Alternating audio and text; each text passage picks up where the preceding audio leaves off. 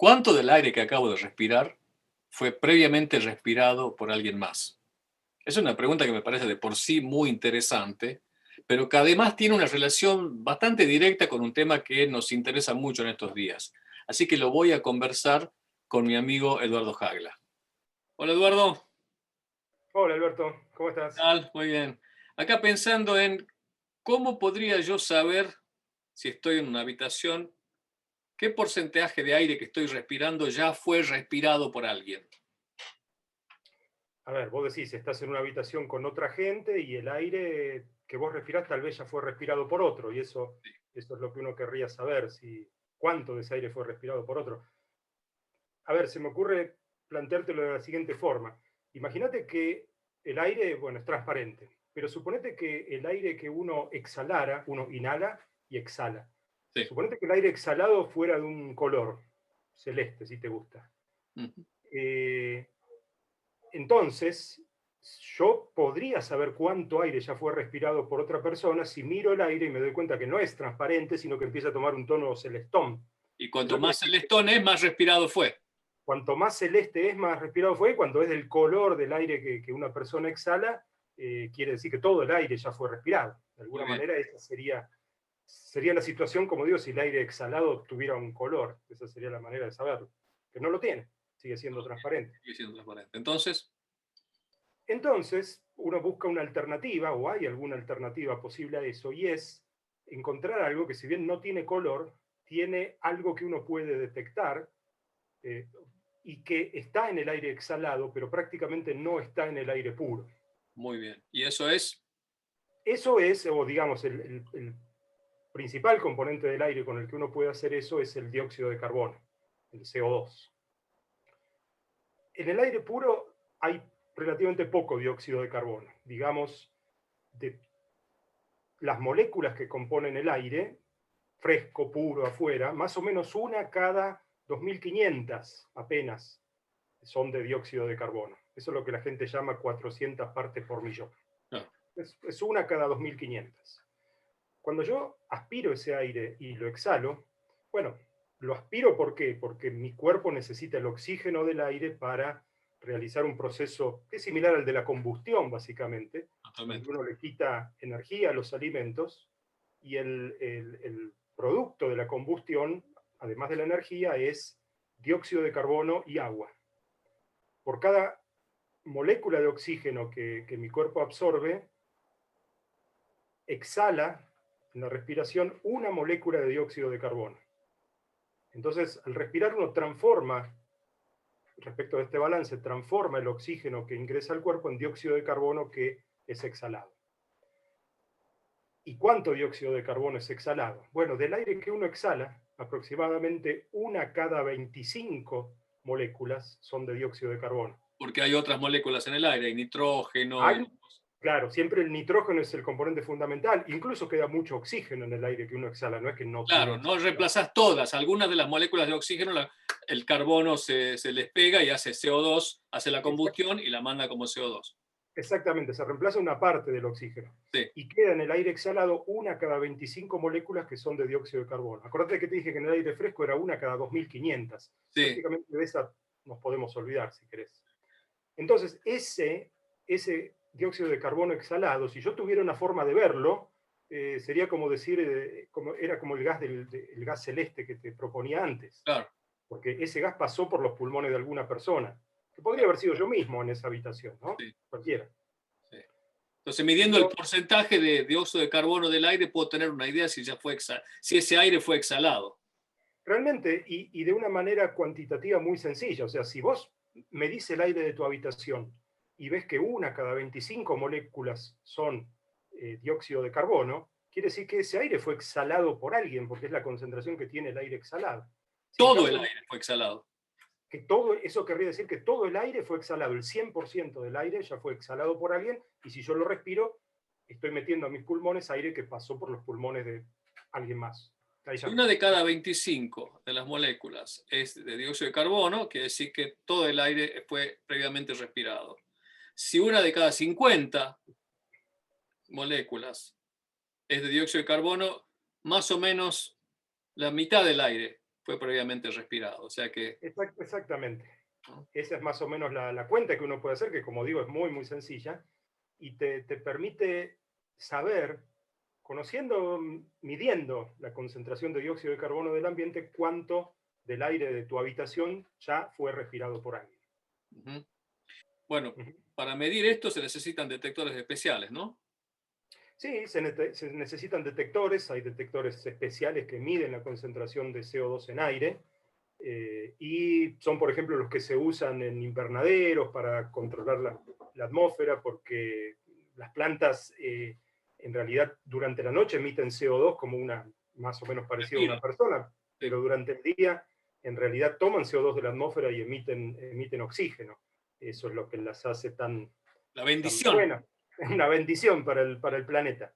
Sí, Entonces, sí. tener un medidor de CO2 es útil en ese tipo de casos. Y bueno, es útil en estos tiempos también porque estamos interesados en la pureza del aire y demás, ¿no? Bueno, justamente sí, con ese, digamos, la pureza del aire de la que hablábamos antes, en estos tiempos es de interés analizarla porque tiene que ver con la posibilidad de contagio de este COVID-19 en el que estamos un poco todos metidos, ¿no? Ujú. Eh, ¿Por qué? Y bueno, porque parece bastante lógico en definitiva. Si el aire que yo voy a respirar en una habitación ya fue respirado por otra persona, y si alguna de esas otras personas en la habitación resulta que estaba enferma, sabiéndolo o no, el aire que exhala contiene virus.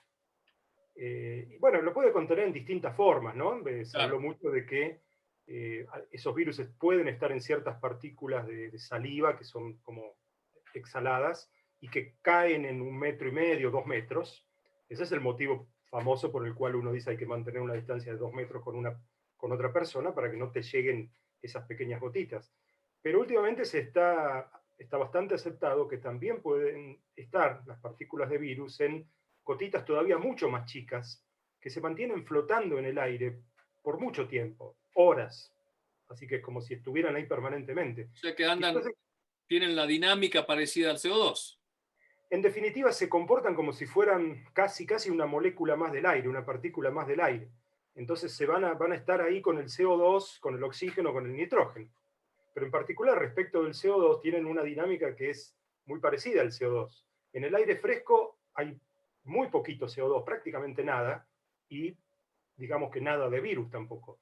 Yo inhalo y exhalo. Y si yo estoy enfermo, en ese aire que exhalo hay CO2 y hay virus. Y si yo exhalo más, hay más CO2 y hay más virus. Ujú. Entonces la medida del CO2 en el aire es también, en algún sentido, una medida de la posible cantidad de virus que puede haber en el ambiente si es que hay alguna persona infectada en esa habitación. Claro, claro. Y en ese mismo sentido, uno también entiende que una buena práctica para los ambientes cerrados, particularmente escuelas, si es que estamos hablando de eso, o cualquier lugar donde se junte gente en recintos cerrados, es intentar bajar el nivel de CO2, porque eso de la misma manera te va a bajar el potencial nivel de virus que puede haber en el ambiente. Cuanto menos CO2, más parecido en realidad al valor del aire fresco, menos virus va a haber en el ambiente. Eduardo, vos estuviste haciendo mediciones cuantitativas en tu oficina sobre cómo cambia el CO2 cuando abrís la puerta, etcétera. Contame un poco de eso. Sí, justamente para entender un poco mejor estas cosas, con uno de estos medidores comerciales que hablábamos, me fui a la oficina del trabajo. En un momento entré a la oficina, que antes de que yo entrara tenía aire fresco porque no había nadie. Entonces me puse con el detector adentro, con la puerta y la ventana cerrada. Ujú. Entonces, si uno mira, creo que tenés los datos por ahí, Alberto, Y ahora te muestro la curva. que claro, acá uno ve que desde el comienzo de la curva, uno comienza en una situación de aire fresco, digamos, Sí. y la concentración de CO2 va subiendo. ¿Por qué? Porque yo estoy respirando dentro de la habitación y el aire no puede Eso sos vos que estás salir. respirando la curva que sube. Bueno, no es lo que sea yo, pero yo soy el causante de que esa curva suba. Sí, Y vos sos esa el curva, responsable de esa curva. claro, pero lo interesante con respecto a lo que decíamos antes es literalmente eso, que el crecimiento del CO2 me está diciendo que parte del aire de esa habitación ya había sido respirado por alguien. En ese caso por mí mismo, que era el único que estaba ahí Ujú, adentro. ujú. ese punto que ahí estás marcando. Justo en ese primer punto que vos estás marcando, abrí la puerta. A los Era un 95 pasillo. minutos más o menos abriste la puerta. En realidad el cero está corrido. En realidad estuve algo así como una hora Ah, ok, respirando adentro y después de una hora o un poquito más abrí la puerta. ok. Entonces, cuando abrís la puerta, la concentración empieza a bajar. Mirá qué bárbaro. Y baja con una curva exponencial, exactamente. Baja con una curva, claro, que se llama exponencial. ¿Qué tiempo se toma en bajar? Bien. Eso en una exponencial es lo que se llama la constante de tiempo de la exponencial. Sí, Para esa primera curva, esa constante de tiempo eran más o menos 20 minutos. ok. Que esa curva tenga una constante de tiempo de 20 minutos quiere decir que el aire de mi habitación, cuando yo abría la puerta, se estaba renovando 3 veces por hora aproximadamente. Ok. Pero Y después tenés después, la otra curva ahí, que está buena. claro, más o menos en el momento donde está parado el mouse ahora, en la curva, Claro. además abrí una ventana que además está opuesta a la puerta. Es lo que Ah, se qué llama bueno. Muy bien.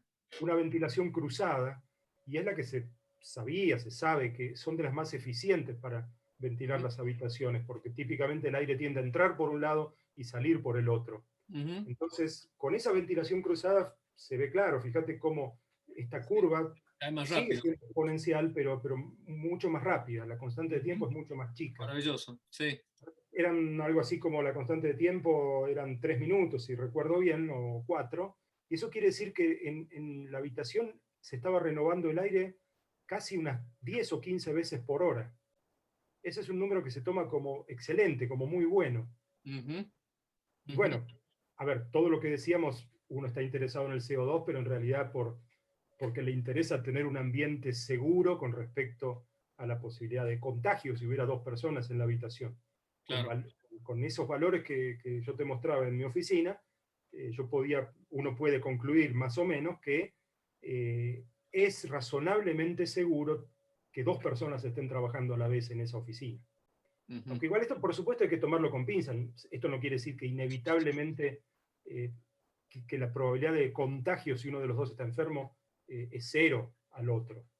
Pero te indica que hay una buena ventilación y una buena renovación del aire. En cualquier lugar cerrado donde uno tenga que juntar gente, siempre es bueno ventilar y siempre es mejor ventilar más. Y está bueno lo de las curvas. Entonces, ¿qué podría hacer alguien que tiene que reunir a gente en una habitación? Digamos, a veces que tenés que dar clases. A veces doy clases en estos meses, no, pero di bastante clase el año pasado y quizás un detector de CO2 podría venir bien, ¿no? Bueno, esto justamente se está implementando en muchos lugares, en muchos colegios particularmente, universidades, etcétera. Es, bueno, comprar uno de estos medidores de los que hablábamos antes y monitorear el nivel de CO2 en una clase, por ejemplo. Ujú. Hay valores de referencia que se toman como más o menos seguros, no tiene sentido que los mencionemos acá, pero cualquiera que esté interesado y compre un medidor de CO2 puede fácilmente encontrar qué valores son seguros. Recordemos que el valor del aire libre es un valor mínimo y de ahí para arriba, cuanto uno más sube, más inseguro es el aire. Entonces uno tiene que tratar de bajarlo. Y si un profesor, un director de escuela va a medir con el medidor de CO2 a un aula y mide que el nivel de CO2 está muy alto, puede decir, no, acá tenemos que ventilar más esta habitación, vamos a abrir esta ventana o esta puerta, vamos a hacer ventilación cruzada, o alguna de las técnicas que se usan para mejorar la ventilación. Que como digo, no garantiza que no pueda haber un contagio, pero minimiza bastante los riesgos. Muy bien, muy ilustrativo. Eduardo, me voy a tomar unos mates con la ventana abierta. Por favor, sí, sí, sí. Hasta la próxima. Chao, Alberto.